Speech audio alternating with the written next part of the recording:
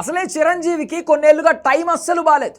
Career పరంగా megastar డైలమాలో ఉన్నారు. ఒకప్పుడు తన నుంచి సినిమా వస్తే టాక్తో సంబంధం లేకుండా కలెక్షన్స్ అదిరిపోయేవి.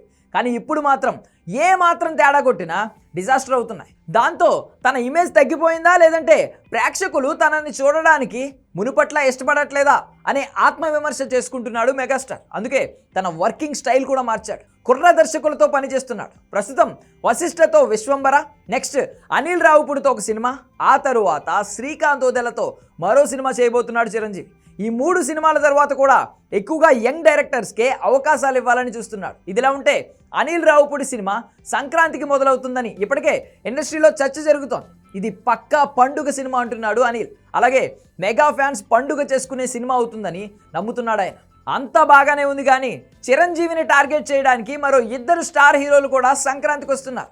ఇక్కడే అసలు సమస్యలు వస్తున్నాయి. జూనియర్ ఎన్టీఆర్, ప్రశాంత్ నీల్ కాంబినేషన్లో వస్తున్న డ్రాగన్ సినిమా సంక్రాంతికే వస్తుందని ఇప్పటికే అనౌన్స్ చేశారు. షూటింగ్ ఈ మధ్య మొదలైంది.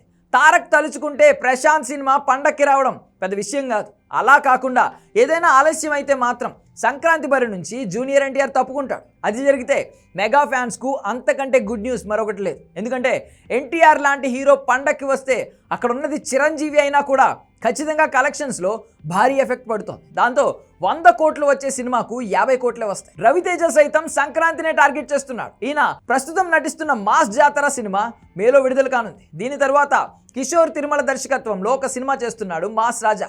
ఈ సినిమా షూటింగ్ మే నుంచి మొదలు కానుంది. ఇప్పటికే స్టోరీ లాక్ అయిపోయింది. దసరా, ప్యారడైజ్ సినిమాలు నిర్మిస్తున్న సుధాకర్ చెరుకూరి ఈ సినిమాకు నిర్మాత. రవితేజ సినిమాలు కూడా సంక్రాంతికి విడుదల చేయాలని మేకర్స్ ప్లాన్ చేస్తున్నారు. అయితే ఇక్కడ చిరంజీవికి కలిసి వచ్చే విషయం ఒకటి ఉంది.